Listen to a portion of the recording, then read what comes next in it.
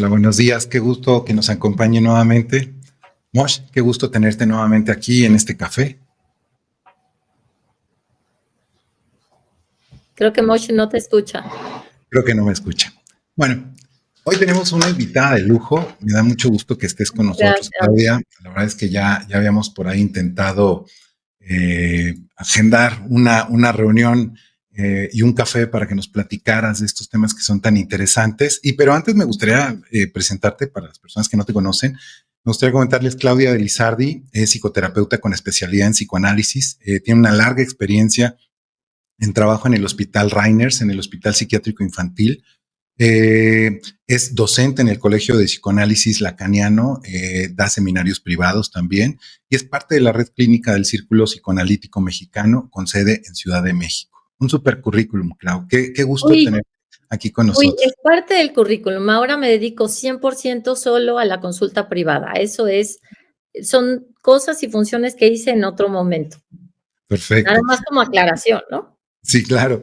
Oye, el tema que vamos a platicar hoy es un tema, pues que vivimos, no importando la especialidad, y yo podría decir que incluso ni siquiera necesariamente en el área médica, pero sí todo lo que se relaciona al área de la salud, una situación complicada, que es esta parte en donde los pacientes llegan a tener una cierta resistencia a los tratamientos, una cierta resistencia a mejorar su estado de salud.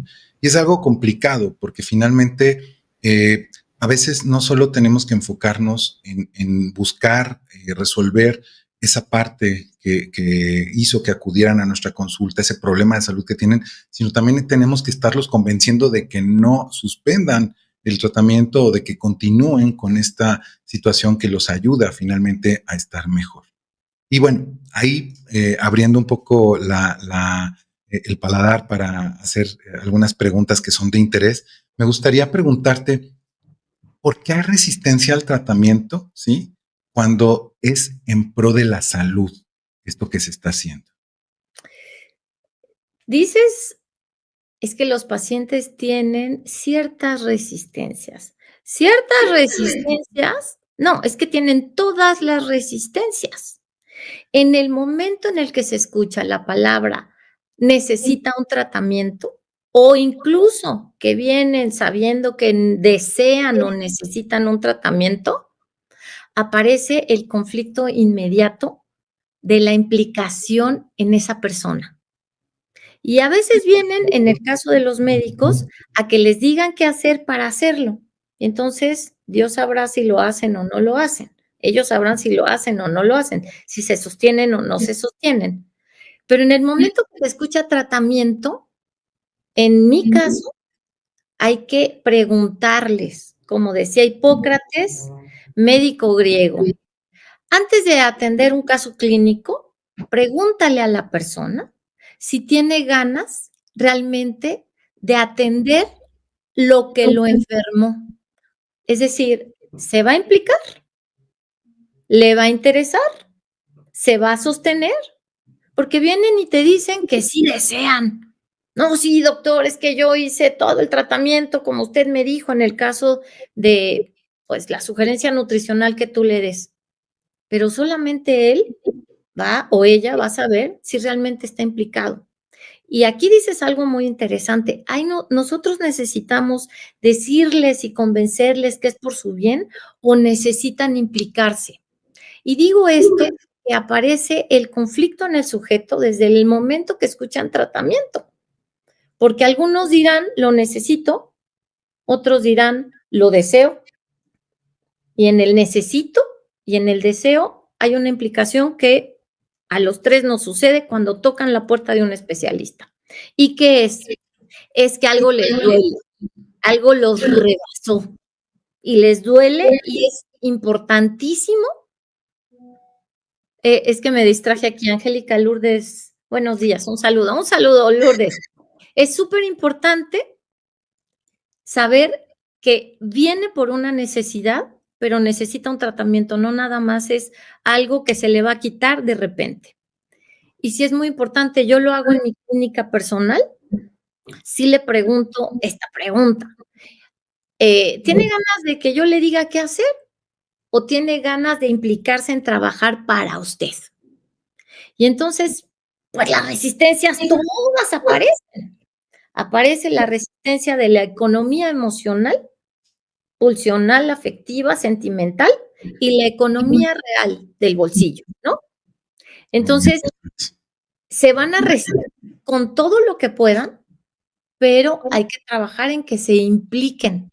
¿Por qué hay tantas resistencias? Porque podrían creer que neta del planeta no queremos estar bien y contra esas fuerzas de impulsos inconscientes que nos habitan a todos, hay que guerrear, hay que pelear, hay que luchar para ir en pro de la vida, del amor propio y de implicarse en el tratamiento, porque un beneficio patológico de estar enfermo es que te van a cuidar, te van a preguntar, te van a abrazar y vas a ser el foco del interés de las buenas vibras para que tú mejores. Pero si tú no estás implicado, entonces, ¿qué va a pasar cuando se cansen de atenderte, de darte los otros? Pues necesitas el amor propio para entonces implicarte en caminar, tomar agua, hacer ejercicio, esas cosas que todos sabemos, que no necesitamos ir a un especialista, pero vamos al especialista porque me duele la cadera. Y entonces les traigo un caso clínico de hace muchos años, unos 20 años. Una mujer se lastima la cadera, va con el quiropráctico y empieza a mejorar. Y es una paciente que tuve que estaba en tratamiento analítico, psicoanalítico por otros motivos, ¿no? Pero justo los otros motivos tenían que ver con esta caída que ella tiene a principios de las entrevistas y el tratamiento, acepta tomar un tratamiento y se lastima la cadera terriblemente y el quiropráctico le dice, no, pues necesita un tratamiento, no es de que ahorita le voy a implicar ese aparato que utilizan los quiroprácticos, la pistolita o la engrapadora, clic, clic, y esto le va a tomar un tiempo. Y entonces ella decide que toma el tratamiento, va con el quiropráctico y empieza a mejorar. Y se empieza a sentir ligera, se empieza a sentir fresca, le gusta sentirse sana. Y de repente dice, doctora, ya no voy a ir con el quiropráctico. Ya estoy bien, ya no lo necesito, se me está acabando la cartera, o sea, estoy haciendo millonario al quiropráctico y la verdad yo ya me siento muy, muy bien. Así que lo voy a dejar. Se dan de alta solos. La propuesta es que termine el tratamiento. O sea, le falta un poquito. Pero, ¿qué creen que había por detrás de ese cierre que ella se hace a sí misma? Pues resulta que tenía dificultades para disfrutar la sexualidad con su marido. Porque el marido no le caía bien, pero tenía una cartera muy grande y estaba en el conflicto si dejar al marido y hacerse de su vida, pero pues como el marido no le gustaba, no le parecía atractivo, le olía la boca, daba asquito llegar a la relación sexual porque no lo deseaba. Ella deseaba estar bien para ella, ¿no? Entonces, les pongo en esta viñeta clínica, ¿qué era más sencillo? Estar bien con todo lo que le pagaron al quiropráctico, implicaba que ya no iba a tener el pretexto de decir: "Es que estoy mal de la cadera y me duele". Entonces, mejor me quedo con el marido, dejo al quiropráctico y bueno, no voy a resolver lo que me implica a mí decidir cómo quiero seguir la vida. Entonces, es más fácil cortar la transferencia de salud con el quiropráctico y efectivamente, ¿qué le pasó a los 3 meses por no terminar el tratamiento? Empezó a sentir un dolor espantoso y tuvo que volver a ir con el quiropráctico. Y bueno, finalmente esta mujer, con muchas dificultades, termina el tratamiento porque tuvo que hacerlo. Se cayó de la bicicleta y quedó muy mal. Ok. Y también continuó su tratamiento en donde necesitó decidir, o si se quedaba con la vida que tenía, o resolvía su economía psíquica y su economía propia para producir ella y tener una vida otra y no chutarse la sexualidad con el marido que le provocaba asquito, ¿no? Ok. Entonces, ¿se dan cuenta de la implicación que tiene Sí, el que justo. alguien desee, el que alguien se haga cargo o alguien que decide mejor abandonar el tratamiento? Entonces, todas las resistencias ahí. Hasta ahí dejo mi comentario. ¿Cómo ven? Bien. Mosh, ¿tienes por ahí alguna pregunta que comentábamos antes de empezar la transmisión que era Tiene una el micrófono experiencia? apagado. Tienes tu micrófono apagado, Mosh. Sí, ya aquí estoy. Pues muy buenos días otra vez. Pues mira, Claudia, esto entra perfecto en la pregunta que tenía muchas ganas de hacerte. ¿Por qué los pacientes triunfan en el fracaso del tratamiento? Los pacientes triunfan en el fracaso del tratamiento. Es una frase freudiana. Fracasan en el tratamiento porque hay impulsos que nos habitan cuando la percepción de nuestros sentidos está abierta en cómo nos relacionamos con nosotros mismos y el mundo. Y entonces tenemos un backpack, una historia de vida, una novela familiar que nos ha sembrado cosas que se han registrado y que han quedado ahí fijas. Y si brillar, sobresalir, ser exitoso, no está acreditado porque no obedeciste, porque no hiciste lo que yo te dije, porque no cooperaste, fuiste un accidente en mi vida, porque no me puse condón, etcétera. Entonces ese backpack va a estar ahí en el maletín de los afectos. Entonces, ¿por qué fracasan? Porque esos procesos afectivos que traemos desde la cuna, se signaron en el aparato psíquico, están ahí presentes y obturan la posibilidad de estar mejor en contra nuestra. Y ahí es donde el amor propio, construir amor propio, en donde no dependo de los demás, sino necesito ocuparme, esa implicación es un costo de vida, una tarea de vida que tenemos todos. Entonces, ¿por qué fracasan? Bueno, si a la señora la llevan en silla de ruedas, le hacen todo lo que necesita, le dan la comida que necesita y tiene a todos a su alrededor, pues eso tiene un costo psíquico y un costo económico para esa familia. ¿Qué pasa si eso no está? Ah, bueno, necesitará írselo resolviendo. Y entonces, ¿por qué fracasan?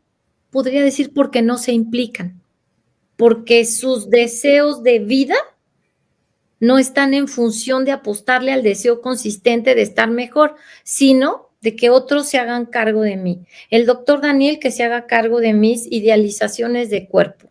Entonces, el doctor Daniel y el doctor Moisés me van a dejar el cuerpo de Jennifer López. Y ahí está el cuerpo imaginario, inconsciente de cada uno en sus fantasías. Pero el cuerpo real es del que necesitas hacerte cargo.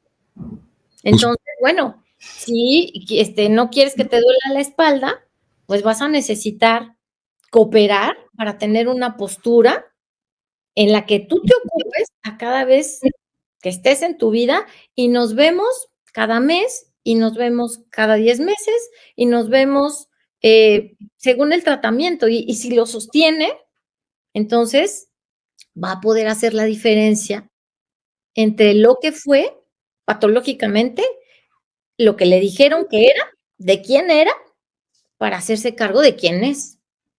Y entonces, bueno, ¿qué es más fácil, que los otros se ocupen de mí o implicarme? Entonces, ¿por qué fracasan? Porque no se implican.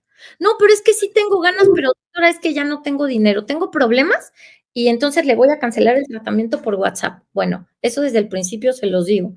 Entonces, ¿por qué fracasan? Porque no hay una implicación de hacerse cargo de sí mismo. Y esto pasa en todos los tratamientos y a todos los especialistas todo el tiempo. Oye, Clau, yo tengo una duda. ¿Qué tanto influye el no, por ejemplo, el no cumplir? Y esto igual, no necesariamente con el tema de obesidad. Podemos trasladar a muchas otras áreas médicas o incluso hasta aquellas personas que visitan gimnasios o que tienen algún tema relacionado con su cuerpo, con su salud. ¿Qué tanto influye el no cumplir las expectativas, incluso no al final, sino en el camino que los lleva a mejorar su salud, el que no sientan que están cumpliendo sus expectativas con que suspendan un tratamiento?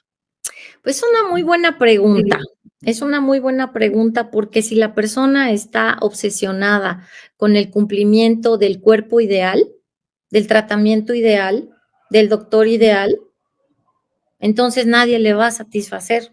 Y luego van con un montón de médicos, pero no sostienen un tratamiento, porque en el fondo podrían creer, audiencia, que no queremos estar bien. Es más fácil tomarme una coca con unos tacos, tener la postura hasta acá, tener una panza inflada, estar inflamado, que tomarme un cafecito y cenar verduras y tener la postura adecuada con otro tipo de tratamientos. Por ejemplo, yo hago pilates, ¿no? Entonces, he tenido la experiencia con asuntos del sobrepeso, ¿no? Pero he aprendido la importancia que tiene no tener inflamación y no tener grasa en el organismo.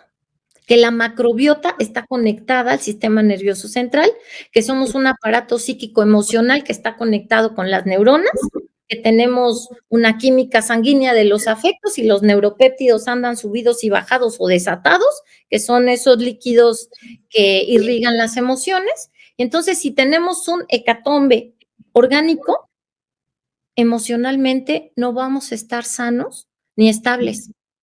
Y bueno, pues sí, se dice, ¿no?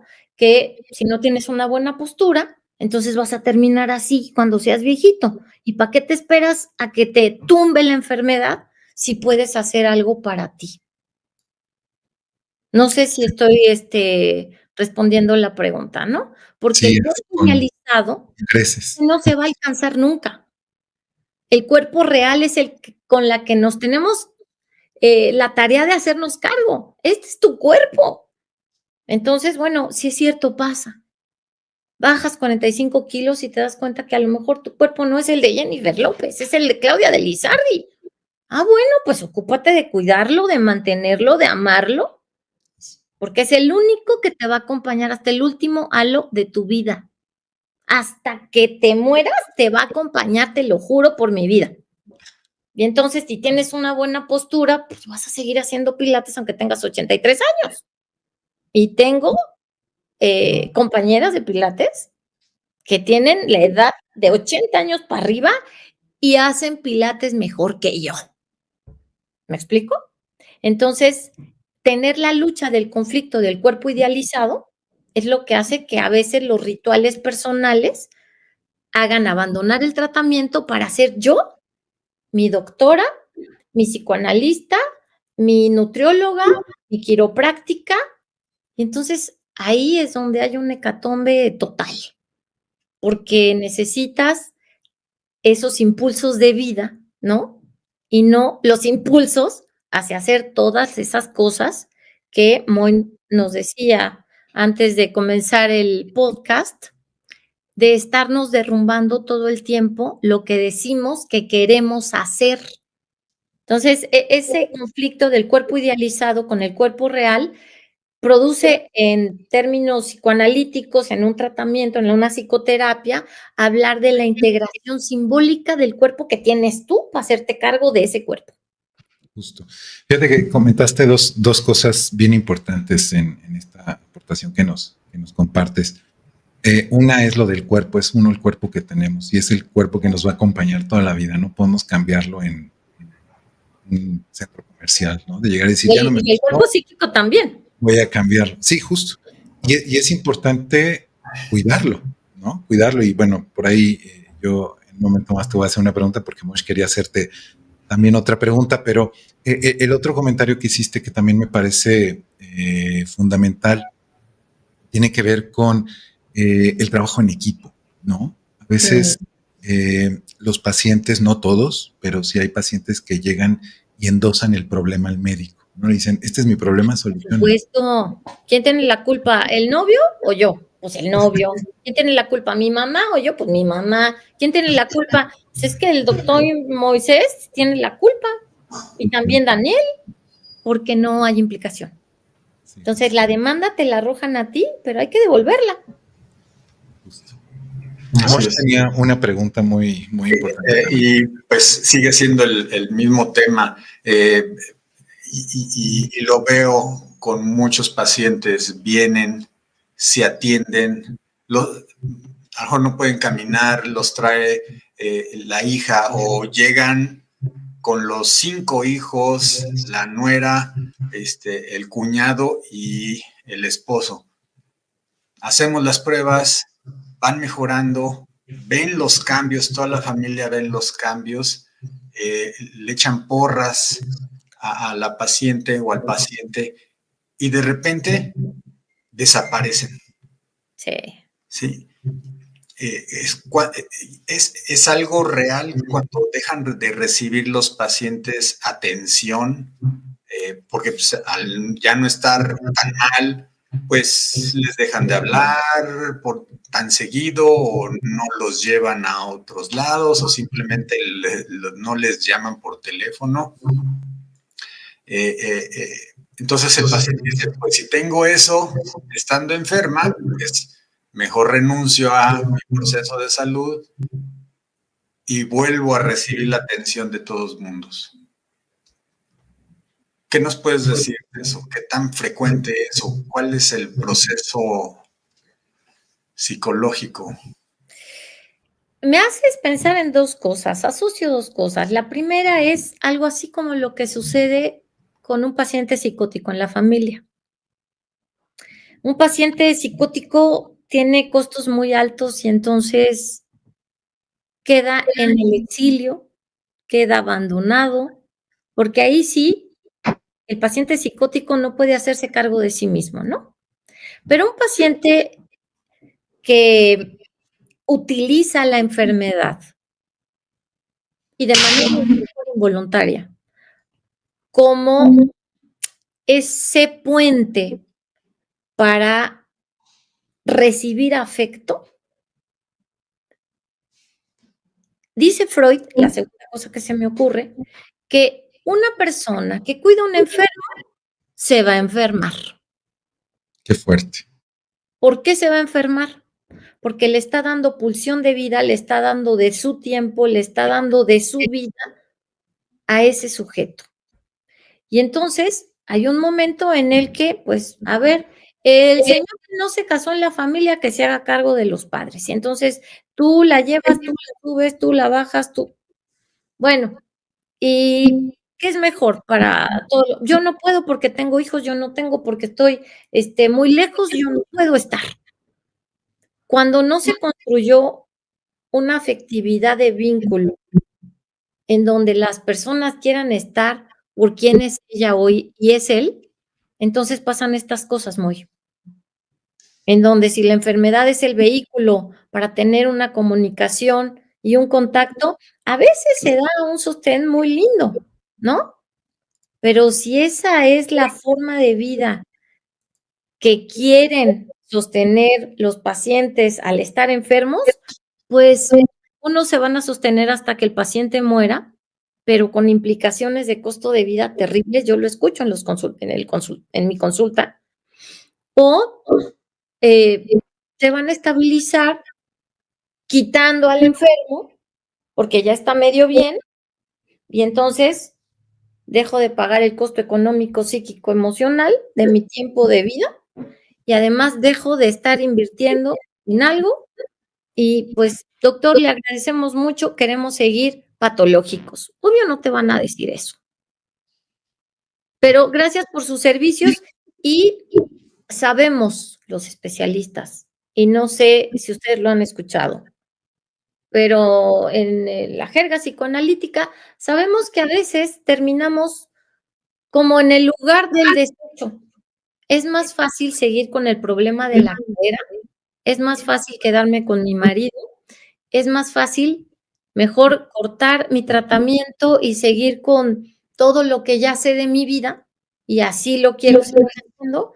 Y bueno, doctor, ya no lo voy a visitar porque voy a estar triste, patológica ahora de que me enfermo, esos que inventan enfermedades o que en realidad las sufren, como vínculo para tener afecto, es lo que está detrás de estas salidas rápidas, ¿no?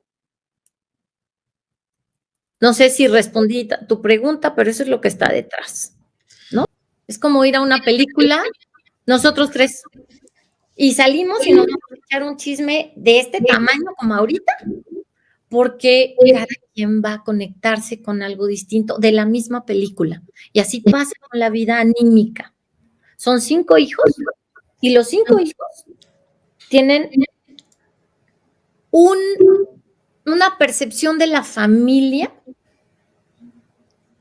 diferente.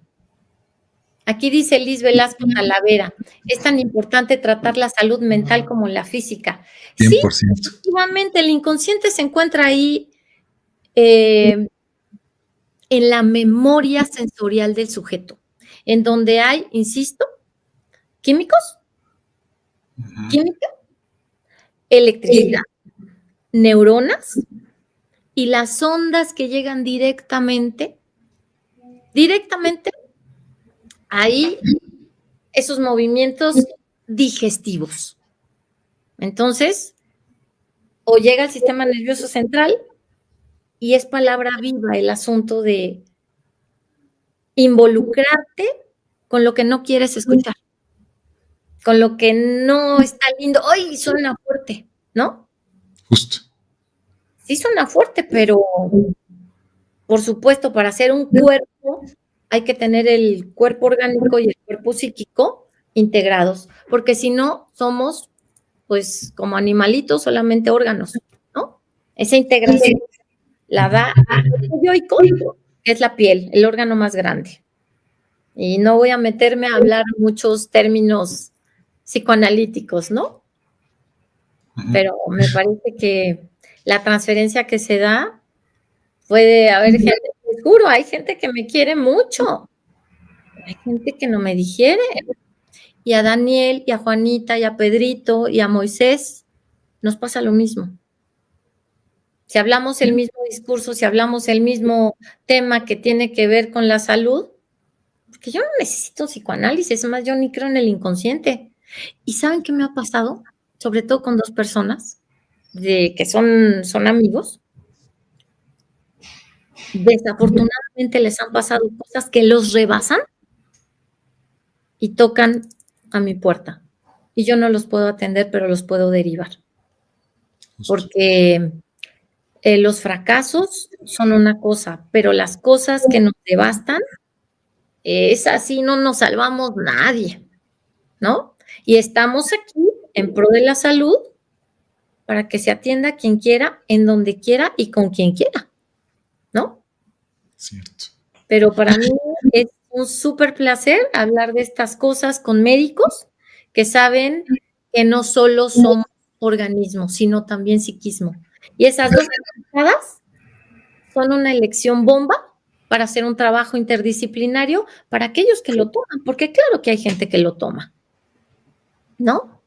Sí, hay pacientes que se comprometen. De hecho, bueno, por ahí hay una pregunta, un comentario y una pregunta de una persona que nos está viendo, un paciente mío. Pero antes de poner su pregunta, me gustaría preguntarte algo que para mí también es importante.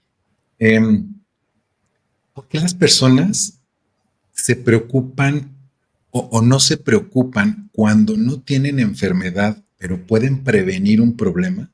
Y sí se ocupan o se preocupan cuando ya llegó la enfermedad. O sea, ¿por qué cuando tuvieron la oportunidad que identificaron que pudieron prevenir un problema no lo hicieron? ¿Y por qué se angustian ya cuando lo tienen? Y a veces es doble resistencia. Es Bueno, doble trabajo.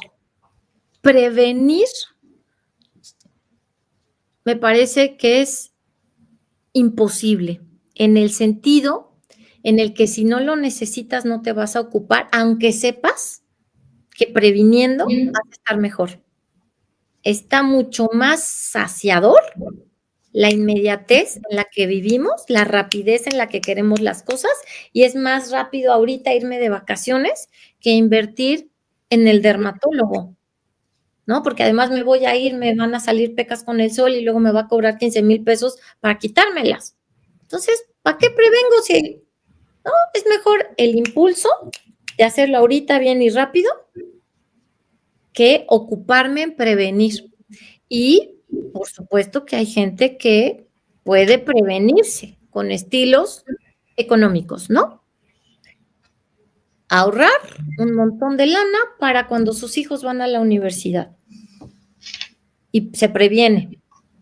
Nada que ver cuando los hijos quieren ir a la universidad de paga y no hay más que la pública.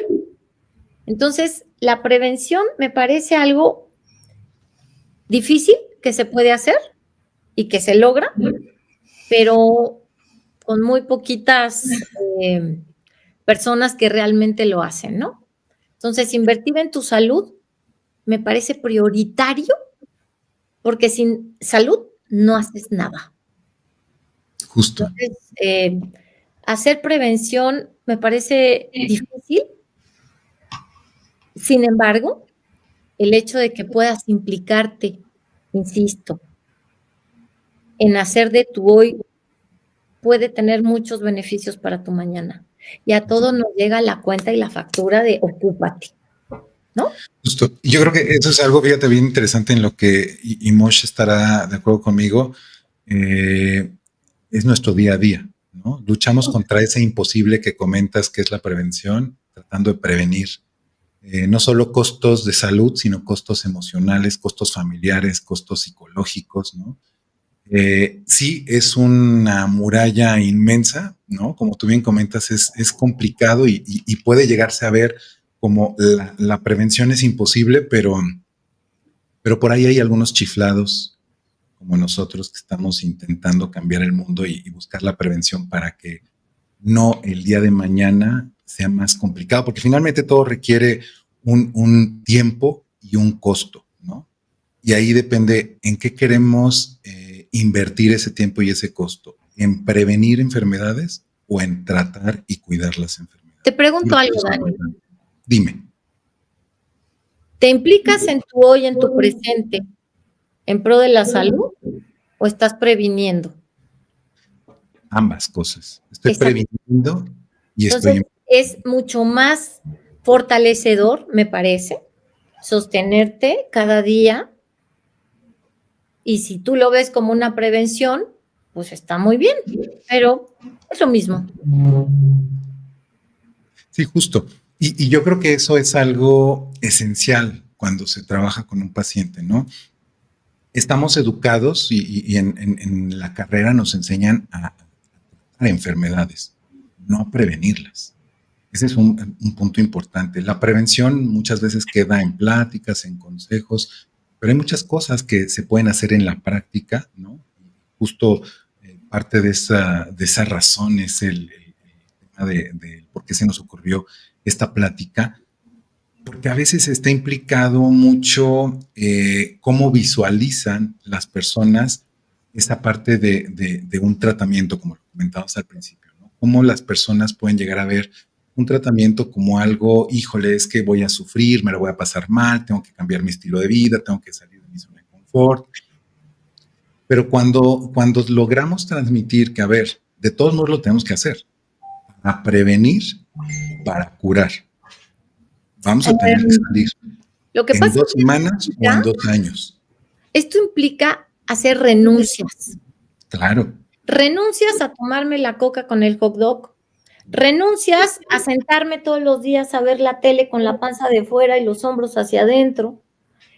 Renuncias a comer carbohidratos cada 3 horas. Renuncias a los antojos que no son sanos ni nutricionales. Renuncias al placer cuando entras a los pilates y la clase está durísima porque lo que te implica es, sí, te duelen los músculos, sí, te duelen las ligaduras. Ah, pero qué bien se siente terminar la clase. ¿Me explico? Justo. No es, ay, qué chido, no, estamos quejándonos, estamos sudando. Hay compañeras de los pilates a las que las convoqué para que tal vez escucharan hoy esta charla, que son además amigas, y en realidad, vamos a sufrir, porque se sufre y se siente dolor, ¿no? Y que no puedo, ¿cómo que no? Hágale. Y ahí es justo el momento de apostarle a la ProSalud, y es un dolor que al menos yo disfruto. Y ahí sí soy bien sádica y masoquista. Justo. Entonces, todo el tiempo, a veces los pacientes quieren ser el mejor paciente, ¿no?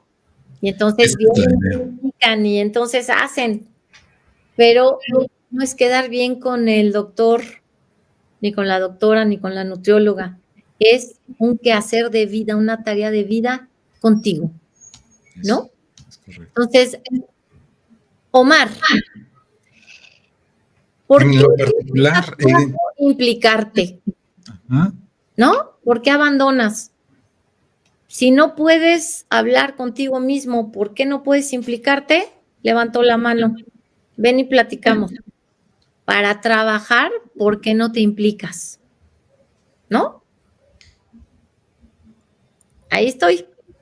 No para, me decía una excompañera de la primaria, que es odontóloga, me decía, Clau, yo estoy acá sufriendo con los pacientes y yo creo que estás escuchando a Mozart y platicando con tus pacientes. No, señora, hago un método clínico de escucha para una devolución de ese lenguaje privado que cada uno trae.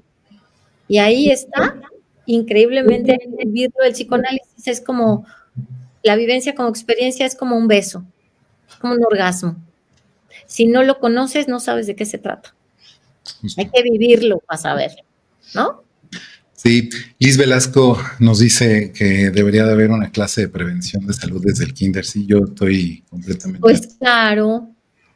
Y la señora Beatriz Suárez comenta, pero si no previenes, de todas formas vas a sufrir posteriormente justo. Eso es lo que dice la conciencia. El ganar, el estar bien, el escribir que es pro a la salud. Pero las resistencias que traemos en la backpack, esas son las que necesitamos negociar conscientemente, verlas, Justo. para entonces aplicarte. Justo. Y yo soy paciente del doctor Moisés desde hace, mejor ni decimos el tiempo, ¿verdad, amigo? Sí. Más de 20 años, ¿no? Hago psicoanálisis como psicoanalista, pero también en mi propio caso clínico y tengo mi psicoanalista desde hace mucho más de 25 años. Entonces, cuando deseas algo, dice Freud, el deseo te va a sostener, te va a dar alegría, te va a dar placer. Y estar en el placer, no todo mundo lo quiere sostener. Porque una cosa es el sufrimiento y otra cosa es el dolor. Y entonces se puede elegir el sufrimiento o no, pero ante el dolor es dolor, ¿no? Entonces, a mí me parece que es más fácil tener conductas patológicas, ¿no? Y que de cómodo no tiene nada, porque cuando te llega la factura, pues, como decías, Dani, te tienes que ocupar. Entonces, ¿deseas ocuparte? ¿Necesitas ocuparte? ¿Deseas ocuparte o no? Y eso es de cada persona, ¿no? Así es. Mosh, ¿algún comentario, algún... Pues sí, ya lo comentaste, Claudia. Hay que buscarlo, hay que tener esa conciencia y decidir, quiero esto por mi salud.